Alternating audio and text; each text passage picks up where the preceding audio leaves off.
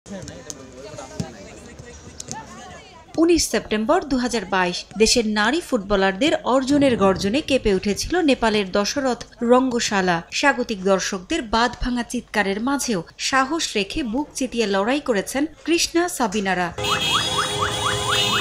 সাফ চ্যাম্পিয়নশিপ জিতে দেশে ফেরার পর নারী দলকে দেয়া হয় ছাদ খোলা বাসে বীরের সংবর্ধনা। বিমানবন্দর থেকে মতিঝিল শহরের প্রতিটি রাস্তায় বাংলার জয়িতাদের এক নজর দেখতে ছুটে এসেছিলেন হাজারো দর্শক।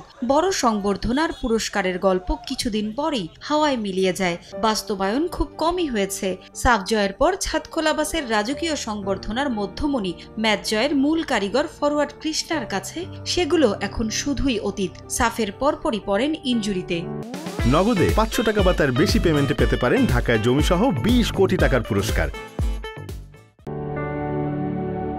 অনেকদিন ছিলেন মাঠের বাইরে। 2013 সালে অনূর্ধ্ব 14 দলে সুযোগ পাওয়ার পরের বছরই ডাক পেয়েছিলেন জাতীয় দলে। 10 বছর টানা খেলেছেন জাতীয় দলের জার্সিতে, কখনোই বাদ পড়েননি। সবশেষ চীনে এশিয়ান গেমসে 3 ম্যাচেই ছিলেন ইনজুরির কারণে সাইড বেঞ্চে। আর এবার তো ইনজুরির অজুহাতে চাইনিজ তাইপের বিপক্ষে ম্যাচের দল থেকে বাদই পড়ে গেলেন। হতাশায় ক্ষুব্ধ কৃষ্ণার অভিযোগের তীর এবার বাফুফের দিকে। তার যথাযথ চিকিৎসা না করার জন্য ফেডারেশনের উদাসীনতাকে দায়ী করেছেন তিনি। ক্যারিয়ার নিয়ে পড়েছেন শঙ্কার মুখে। সামাজিক যোগাযোগ মাধ্যমে দেয়া পোস্টে নিজের কষ্টের কথাগুলো লিখেছেন কৃষ্ণা। তিনি জানান, ইনজুরিতে পড়ার পর থেকে বাফুফের ফিজিও দিয়ে তার ট্রিটমেন্ট চলছে।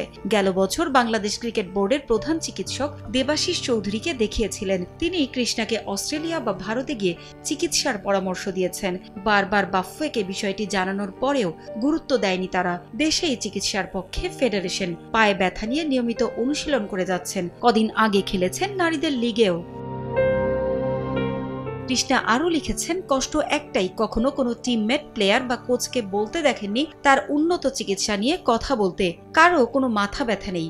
10 বছরের তার পরিশ্রম এক নিমিষেই শেষ। অনেক প্লেয়ারকে দেখেছেন এভাবেই হারিয়ে যেতে। দেশের অন্যতম সেরা এই স্ট্রাইকারের ধারণা সেই দিনটা আর খুব বেশি দূরে নেই তার জন্য। এদিকে ইনজুরিতে পড়ার পরেও কৃষ্ণার উন্নত চিকিৎসা না করায় সামাজিক যোগাযোগ মাধ্যমে সমর্থকদের তোপের মুখে পড়েছে বাফুফে। পারভিন আক্তার, সময় সংবাদ।